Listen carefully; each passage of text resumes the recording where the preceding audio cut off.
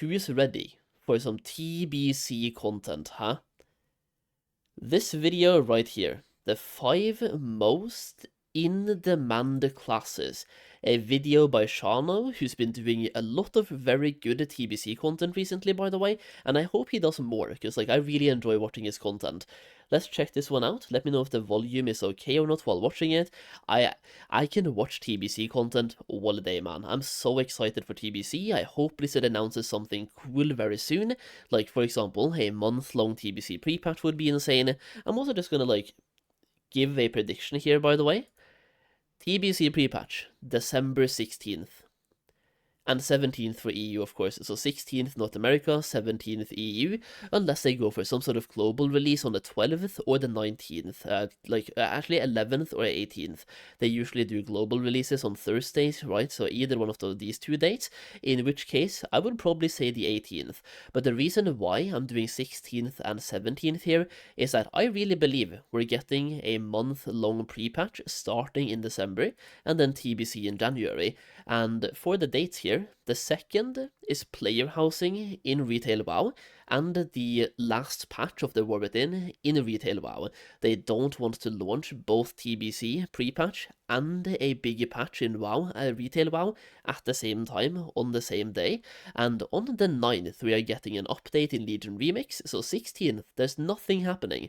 This could be a very good time to give us, well, TBC pre-patch. Let me know what you think about that in the comments or in chat, but let's check out this video. With the Burning Crusade just around the corner on anniversary servers, now is the perfect time to think about what class you want to play. Whether you're tired of being a warrior, a rogue worried about your raid spot, or maybe you just fancy a change. In today's video, we're going to look at the top 5 classes to re-roll to for TBC. The top 5 in-demand classes: Shaman, Shaman, Shaman, Shaman, and Shaman. There we go. We'll cover the pros and cons of each one, what they bring to the table, as well as going into some population statistics and raid setups to show exactly why they are the best to re-roll to.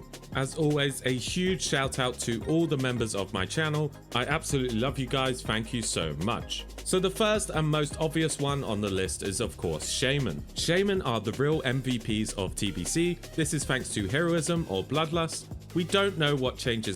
Wait. Have I been saying Shaman wrong all my life? Is it Shaman? Guys, don't tell me it's Shaman, man. Oh, if it's Shaman and I keep saying Shaman, dude. All my life, please. Are coming with this, but even still you're going to want at least one Shaman in every group. This is because heroism is so strong and it is party wide. I expect if we do see a change on this, it will be in the form of a sated debuff.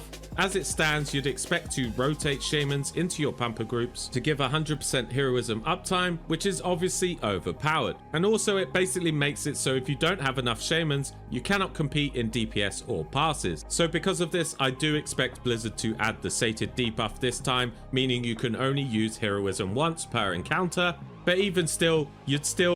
I've been saying it wrong, man, dude, brothers, don't say this, man, no. Yeah, okay, so for Shamans, by the way, or Shamans, I guess, they're either adding the sated debuff or making Bloodlust raid wide. I think, we'll have to wait and see, dude. Like, either we get sated or a raid wide lust. There's no way they don't do anything. There's just no way. And no matter what they do, people are going to be pissed. If they do nothing, some people are pissed. Sated, some people are pissed. And if they do make it raid wide, some people are pissed. Blizzard cannot win this one. Want one Shaman in every group because of the totems, and also Shamans are very strong. So starting with Elemental. Elemental is a very fun burst heavy spec. It brings Totem of Wrath, which gives 3% hit and crit to the casters in the party, making it absolutely essential for your Warlock groups. Elemental's damage is decent. It's not really the best, but it's also not the worst either. But the real strength in Shaman comes in the totems and buffs it brings. The only downside to Elemental is mana. It can't sustain the same level of DPS in longer fights. That said, the demand for Elemental will remain strong since you will always want one in your caster groups. Then you have Enhancement Shaman, which is a fun class using dual wield melee. The most important thing about Enhancement is that it brings the all-important Wind Fury and Unleashed Rage. This makes it essential for your melee groups, and actually Enhancement starts out as one of the top melee DPS if geared correctly. However, it is very gear dependent, so bad luck with drops will see you fall behind in DPS very quickly. That said, again, raids will always want you regardless thanks to the all-important totems and buffs. And then finally, the Resto Shaman. This is the top healer in TBC. Chain Heal is incredibly strong and has unmatched raid healing throughput, as well as bringing incredibly strong group utility and the all-important Mana Tide totem. The only real downside to this spec is you have to be very stationary. If you need to move for encounters, then it's hard to do any healing, and also single target healing isn't that great, but if you partner it with Yeah, like, for Shaman healers, everybody's gonna want Shaman healers in their raid. If you play a Resto Shaman, you are going to have the easiest time ever finding raids, by the way. Play a Resto Shaman. If you want to have one advice for the Burning Crusade, play a Resto Shaman. And you can probably roll on gear as well for off-spec, get geared for Elemental, and be Elemental as an off-spec. Or even be a Flex Shaman. Have the opportunity to be both Elemental and Restoration Shaman, because some bosses require more healers than other ones. A Holy Paladin or Priest, you synergize very well. Resto Shaman will remain wanted throughout the expansion, with multiple Resto Shamans wanted every raid. It's worth noting that obviously Alliance don't have access to Shamans right now, so when looking at the current population breakdown, you have to bear this in mind. But if you are an Alliance player, you'll have a huge opportunity here to bridge the population gap, and if you're willing to level 1 up in pre-patch, you will not be short of invites. But as it stands right now in Phase 6 of Classic Anniversary, Shamans make up 6.97% of the raid population. But in TBC, we expect a demand of a whopping 20%. Of course, this is assuming Bloodlust or Heroism doesn't get changed to raid-wide, which I'm assuming that it won't. If anything, like I said, there may be a debuff added. In any case, they're still going to be in huge demand. If you're an Alliance, leveling a Draenei Shaman is going to be a great move and almost guarantees you a raid spot of some kind. It's especially good this time around with dual spec, so yes, number 1 is Shaman. The next one on the list is probably one that you didn't expect, and that is Druid. Druid is an incredibly versatile spec and is the only class in the game that can fit all 4 different roles competitively. So with dual spec this time around, Druid is a really strong choice if you favor the versatile playstyle. But let's look at the 4 spec options. Starting off with Balance, also known as Boomkin, this is a ranged DPS that alternates between Wrath and Starfire while maintaining strong dots with Moonfire and Insect Swarm. Moonkins are loved for the buffs that they bring, with Moonkin Aura giving a huge 5% spell crit for the party, Innovate for your Arcane Mages or Healers, Improved Fairy Fire brings a nice 3% hit for the melee in the raid as well, and of course the fail-safe Battle Res, meaning you can resurrect people in combat. While in Classic, Boomkin was a literal meme, in TBC it's improved massively. However, it does still struggle with those foundational mana issues like it did in Classic, and while it does have Innovate, it's extremely poor value to use Innovate on yourself because you'll probably be bringing this buff for your top pumper Arcane Mage. On average, Boomkin is sadly at the bottom in terms of personal DPS, but that's not to say it's majorly bad, it's still competitive, but Boomkins will always... I played a Boomkin in TBC Classic the first time, and my advice is don't play a Boomkin. This time as well, there will probably be way less in demand than there were the first time, because now we have, like, people have been theory crafting and finding something called a Dream State Druid, where they spec into Boomkin, or spec into Balance to get the improved Fairy Fire to give the improved hit rating, and then go into Restoration. So what you will likely see is Flex Druids that can be Boomkins on certain boss fights, and then they can be a Dream State Resto Druid on the healing fights as well. So yeah, it's a weird spec to play, man, but I didn't really like have a bad time. It's just like he said, you will never be topping those DPS meters, and you're brought more to buff other people. You are a support spec and a support class. You're supporting your teammates. be in high demand due to the buffs and debuffs that they bring. Many raids will always want to take one for every caster group. Next up is the Feral Bear Tank. Feral tanks use Mangle, Lacerate and Swipe in bear form to produce high amounts of threat. This is especially good in single target. Bears are exceptionally good at physical mitigation thanks to their high armor and health values. The only real downside to Feral is it's not that good with AoE threat and has very limited defensive cooldowns. Traditionally, Ferals have always been the master off tank thanks to being able to switch to DPS gear and do good DPS in cat form when not needed, but now with dual spec, most off tanks can do this now by swapping spec in between fights. So this works slightly against Feral this time around. That said, every 25-man raid take at least one Feral tank, so if you're playing one as one of your specs, you're pretty safe.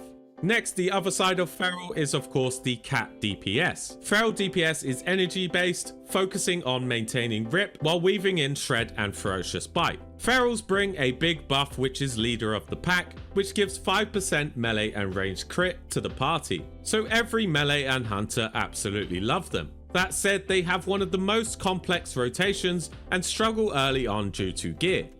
They can also clutch some scenarios by quickly swapping into bear form to tank, and they of course bring battle res and innovate. Phase 1 performance puts them just above balanced Druid with a much more complex rotation, and being melee makes them generally more harder to play than balance. But depending on the raid setup, you can expect at least one Feral DPS in every 25-man raid, potentially more if it's a melee or hunter heavy raid. And lastly, onto the Resto Druid.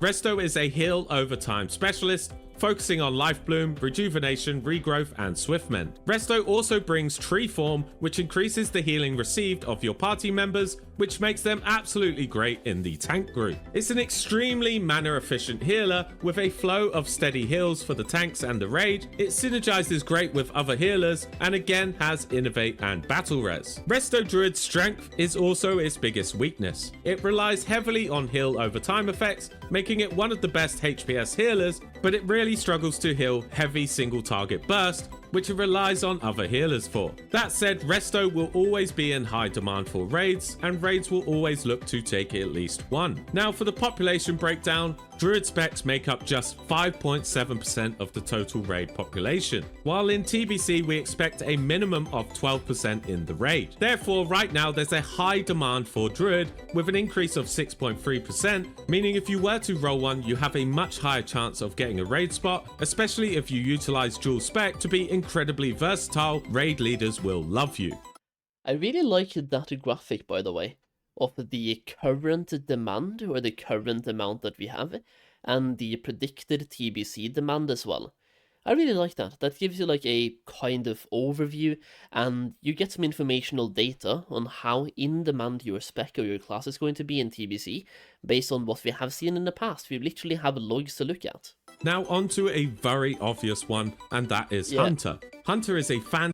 So based on this, I'm just gonna like start thinking here, what would be the next two classes after this? He has talked about, he's talked about Hunters now, Druid, Shamans, or Shamans. So Warlock should definitely be up there, right? I mean, Warlocks pretty much have to be up there. I'm still like, I'm debating for the first spot then. Are we looking at Paladins? Or are we looking at Mage? Priest? Rogue? Warrior? There's a lot of good options. I would be extremely surprised if Warrior is up there, because like it's the 5 most in-demand classes, and a lot of people play Warriors from Classic WoW. Fantastic choice in TBC due to its simple playstyle and extremely high DPS. While there are 3 Hunter specs in total, today we're going to be talking about Beast Mastery and Survival, since we're mostly looking at Phase 1. So starting off with Beast Mastery, also known as BM. BM Hunters are generally considered the king of Phase 1 DPS due to its low gear dependency, massive pet scaling, and extremely simple rotation. Many hunters often talk about having to melee weave and how the class has an incredibly high skill ceiling. In reality, it's great that you have these options to add a marginal DPS increase. The majority of your damage though is still coming from your pet, so keeping your pet alive is your biggest priority, and by doing this will keep you at the top DPS alone. So the fundamentals are there, and if you want to add to it you can, but you don't necessarily need to. BM Hunter also brings Ferocious Inspiration, giving the party a 3% damage increase, but Hunters also bring Misdirection, which is a fantastic tool. What makes BM Hunter great is that they don't rely on... I love the action bars, by the way. It is so good. ...on anyone else for damage, meaning they can be stacked to increase overall raid DPS very easily. The only real class that even comes close to Hunter is Arcane Mage, but Arcane relies so much on support to even compete against Hunter, so that's why you see so many raids stacking Hunters. So yeah, every raid will want to be having multiple Hunters if they can. And the other spec, of course, is Survival Hunter, which is a physical support spec applying exposed weakness to the target, which is a huge attack power buff for the whole raid based on your agility. Having a Survival Hunter increases your raid DPS enormously thanks to this exposed weakness. They are behind BM in terms of personal DPS, but they still outdamage most classes even as a support spec. Every raid will want one Survival Hunter, and having it as a dual spec option makes it even easier now than ever. And finally, a population breakdown. Right now, Hunters make up just 4.85% of raiders. That's right, less than 5% of raiders. Damn. And in TBC, we expect a demand of at least 12%. Meaning there is a huge demand for Hunters right now, so you should take great confidence if you decide to be one of them. Now, number 4 on the list is a caster pick, and of course it is Warlock. Warlock is very strong in phase 1, and it's typically popular thanks to its incredibly simple rotation, high DPS, and stackability. That's my main. That's my main right there. I'm gonna have 2 buttons. We have Shadow Bolt and Seed of Corruption. That's it. Nothing else. Well, to be fair, there's a couple more buttons, but those are the big ones, yeah? Seed of Corruption spamming, baby. That's my main, right there. The 2 specs I want to talk about are Destruction and Affliction. First off, Destruction has one of the simplest rotations. You could argue that Arcane Mage is easier, but as a lock you don't even have to worry about mana, therefore it's very new player friendly as well. The only thing you need to track as a lock is your threat early on, and that's the only downside. With the amount of DPS it's capable of, it can have some serious threat issues. But this can of course be resolved by having a threat meter and managing it effectively. Thanks to Warlock's high damage and stackability, raids tend to take multiple Warlocks, so there is plenty of raid spots up for grabs. Affliction is the alternate spec, and while it doesn't do quite as much damage as Destruction, it brings very important buffs in the form of Shadow Embrace and Malediction.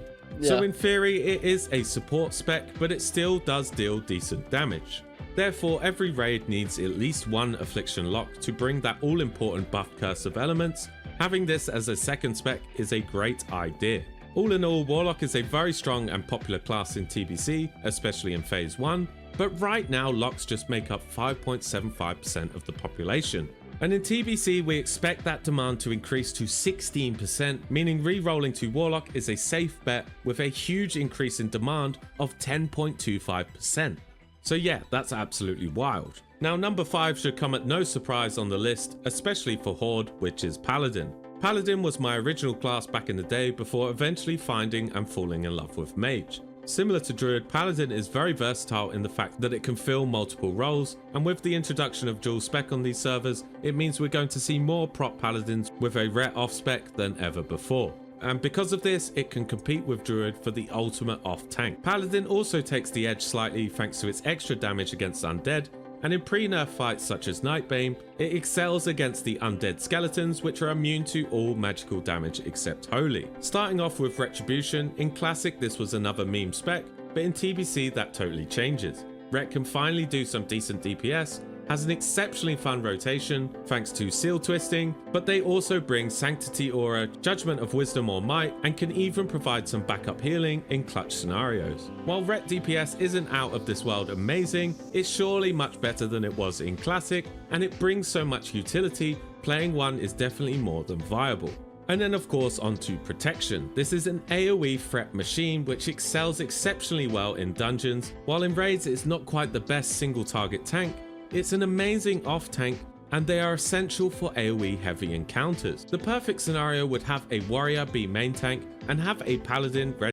I do believe the demand for Paladins is going to be met quite easily, though, by the amount of people that are going to have a Prot Paladin simply for farming purposes.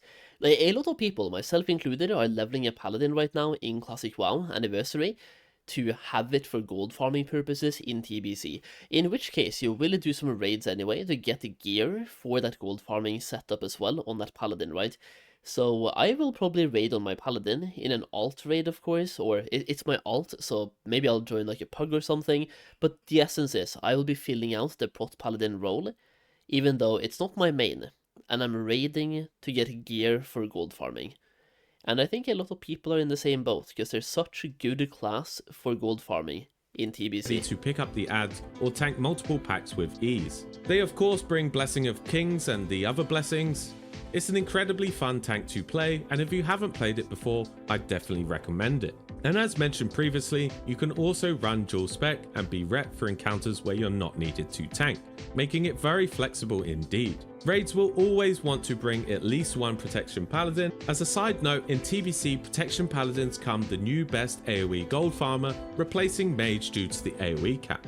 So having a Paladin to farm gold is a very good choice as well. And then finally, Holy Paladin, the spec I played for many years. Holy has the highest single target throughput in the game and has unmatched mana efficiency, as well as bringing cleanse and blessings for raid support. The only downside to Holy Paladin is the fact it does not have an AoE heal and is very bad at raid healing. Because of this, it will usually just focus on tank healing. But yeah, it's a very good tank healer, and the raids will always want to take at least one Holy Paladin. It's worth to mention that all three specs will usually spec into improved Seal of the Crusader, which brings an amazing debuff on the target, giving them an increased 3% chance to receive a critical strike, which obviously is amazing. Right now, Paladins make up 7.43%, and in TBC we expect a demand of 12%, meaning there is a higher demand for them, but right now Horde can't play Paladin at all, so if you split the 12% through the middle for both factions, there may be the right amount of Paladins on the Alliance side already. Nonetheless, it's still a very fun class to play, and if you're Horde, you should definitely pick one up. So statistically, those are the 5 best classes to reroll to. But I would like to add an honourable mention, and that is Shadow Priest. While our projections show that we already have the right amount of priests currently raiding, what we don't know is how many of these are going to play Shadow. And Shadow got one of the biggest boosts in TBC. You see, Shadow Priest in TBC is essential and is nicknamed the Mana Battery thanks to the Vampiric Touch, which restores mana to party members based on the damage dealt. This alone guarantees them a spot in every caster group, but Shadow can be so much more than just a mana battery. Of course, on paper it cannot match the raw damage of a Warlock or Mage, but after some time with the perfect gear setup, they can definitely compete. They are easily the 3rd best caster in the game. This is such a breath of fresh air for Shadow Priest because in Classic, Shadow was not viable at all. So it's great for them not only to be viable, be optimal, then of course actually be essential thanks to the utility. The only real downside to Shadow is it has very limited AoE damage, but it's a very fun and rewarding spec that's sought after in TBC. As mentioned previously, our projections show that there isn't a demand gap for Priest as a class in general, but Shadow is well worthy as an honourable mention and always seems to be the unpopular choice. I would imagine that many of the priests right now in Classic, they're basically locked into the healer role because Shadow Priests is not a thing in Classic basically, and in TBC it is suddenly a thing. Many of those priests are probably re-rolling to be a Warlock if they're DPSing, or to be a Holy Priest if they're going to be, well, healing in the Burning Crusade. A lot of raids will want to have one Holy Priest, by the way, even though like some raids probably don't have any priests at all. Having a Holy Priest is good for the fights where actual raw healing is needed, like Circle of Healing goes crazy in TBC. But Shadow Priest as well is not a bad pick. It is just, for many of the elite comps, I don't know if they will have one. I mean, they might to get some mana back for their healers, like you said, mana battery, right? But you're a support class. You really are a support class. You're supporting your ranged DPS when they need mana, or your healers when they need mana. of spec as a priest, and it's a pain to find a proper shadow priest, especially as they're so essential to the raid. So there you have it, the very best specs to re-roll to in TBC, and in case you're wondering how we got these stats, we broke down all of the raid locks for Classic as of November 2025, and then compared them to the perfectly balanced 25-man raid team in TBC, which the majority of raid leaders are wanting to run. That way we can determine the demand for that perfect setup. Hopefully this video helped you, and if you enjoyed it, please give it a like, and if you want to support the channel, please consider becoming a member. Memberships are available for just $1.99 a month, and this is the biggest way you can support me as a creator. In return, you get so many perks, including exclusive content, as well as access to the members section of my Discord channel, which has all the best gold and game guides included, and this will be updated regularly for TBC as well. But yeah, thanks for watching this video guys, and have a lovely day. There we go, dude. That outro was loud. But yo, that was a good video, by the way. The 5 most in-demand classes in TBC. I'm gonna play a Warlock. I'm gonna play a Warlock. I'm also going to be leveling up a Druid first for gold farming purposes, due to flight form and herbalism plus mining plus maybe engineering instead of herbalism. Haven't really fully decided yet, we will see. And then I'll have my Warlock set up and level that one very soon after the Druid, and then level up a Paladin. So the 3 classes I'll be leveling pretty early in TBC are probably Druid, Paladin, and Warlock. Not really sure about the order, because like Warlock, even though I'm maining a Warlock, I'm not too interested in phase 1 raids, at least not at the start. I'm not really in a rush to start doing the end game content like the raids and such. I would rather do the professions, do the dungeons, farm some gold on the Druid, set up my Paladin, start farming Sporegar rep and also some other reputations. So yeah, I'll probably do Druid first, then Paladin, and then Warlock, but we will have to wait and see. Either way, I'm super hyped for TBC, by the way. Super hyped. I realize that I keep running in circles, probably should stop that, but it is what it is. Good video.